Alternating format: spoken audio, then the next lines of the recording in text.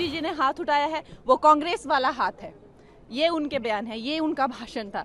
तो खैर हम तो लोग हंस ही रहे थे। उन्होंने ये भी कहा कि जो अल्लाह की दुआ में हाथ उठाते वो भी कांग्रेस का हाथ है। महादेव के भक्तों की आस्था का मजाक उड़ाया गया है।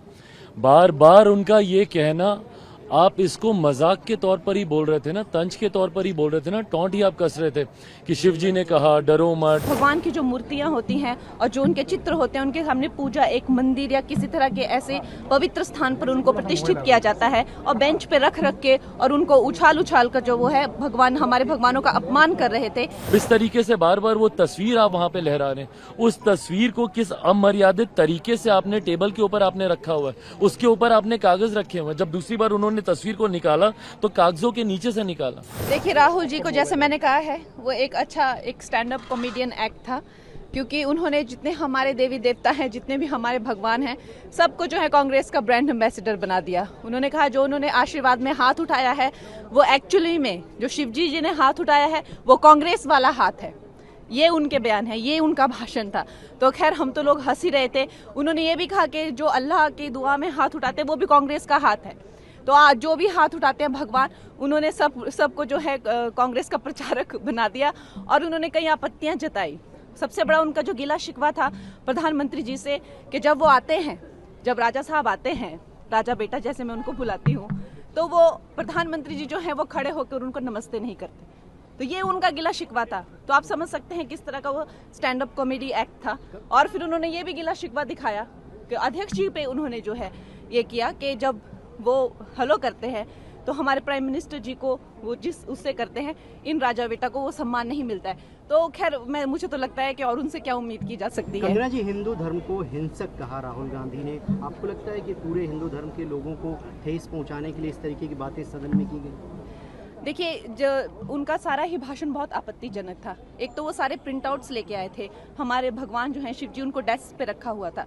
हम सब जानते हैं कि भगवान की जो मूर्तियां होती हैं और जो उनके चित्र होते हैं उनके सामने पूजा एक मंदिर या किसी तरह के ऐसे पवित्र स्थान पर उनको प्रतिष्ठित किया जाता है और बेंच पे रख रख के और उनको उछाल उछाल कर जो वो है भगवान, हमारे भगवानों का अपमान कर रहे थे।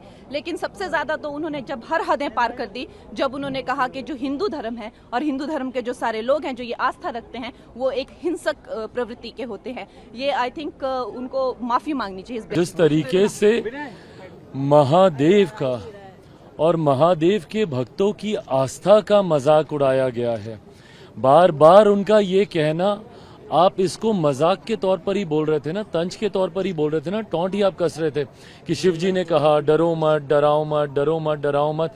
बार बार ये कहना कि शिव जी ने कहा, शिव जी ने कहा, बार बार उस तस्वीर को, भाई ये कोई पॉलिटिकल मंच नहीं है, ये सदन है, सदन की एक अपनी गरिमा होती है और बहुत से लोग हैं जो कि शिव भक्त हैं, मैं खुद उनमें से एक हूं। आप कीजिए ना, आप पॉलिटिकल, आपको जितनी आपको भाषणबाजी करनी आप कीजिए, नीतियों का जितना आपको विरोध करना आप कीजिए, पर इस तरीके से किसी के ऊपर पर्सनल टीका टिप्पणी करना और लोगों की व्यक्तिगत आस्था को ठेस पहुंचाना, ये कतई बर्दाश्त नहीं किया जाएगा। मुझे खुद उस वक्त, भाई मैं किससे छुपा है कि मैं हूं शिव भक्त, आप इस तरीके से बार बार वो तस्वीर आप वहां पे लहरा रहे हैं, उस तस्वीर को किस अमर्यादित तरीके से आपने टेबल के ऊपर आपने रखा हुआ है, उसके ऊपर आपने कागज रखे हुए हैं। जब दूसरी बार उन्होंने तस्वीर को निकाला तो कागजों के नीचे से निकाला। भाई आस्था को ठेस पहुंचाता है। और उसके बाद जिस तरीके से व्यक्तिगत टीका टिप्पणी आप कर रहे हैं, प्रधानमंत्री जी मुस्कुरा नहीं रहे, स्पीकर साहब किसके सामने झुक रहे हैं, नहीं झुक रहे हैं, ये किस तरीके से राजनीतिक मर्यादा का परिचय है। उसके बाद आप बोलते हैं कि अब विपक्ष पूरी तरीके से साथ देने को तैयार है, कोऑपरेट करने को तैयार है। इस तरीके से आप किसी के ऊपर व्यक्तिगत आरोप लगाकर, इस तरीके से व्यक्तिगत टीका टिप्पणी कर आप बोल रहे हैं कि आप कोऑपरेट कर रहे हैं, ये कतई सकारात्मक विपक्ष की भूमिका नहीं थी। आज मुझे नहीं पता कि राहुल जी को पता है कि नहीं कि एलओपी की क्या मर्यादाएं होती हैं, बट जिस तरीके से बिना किसी तथ्यों के आरोप लगाए गए, अग्निवीर को लेकर जिस तरीके से यहाँ पे टीका टिप्पणी की गई कि शहीद का दर्जा नहीं मिला, कोई मुआवजा नहीं मिला, अलग अलग विषयों पे बिना किसी तथ्यों के इन तमाम बातों को करना, मुझे नहीं लगता कि एक एलओपी की मर्यादा के तहत आता है और लोकतंत्र की मर्यादा के तो कतई ये पूरी तरीके से ये उसके विरुद्ध है।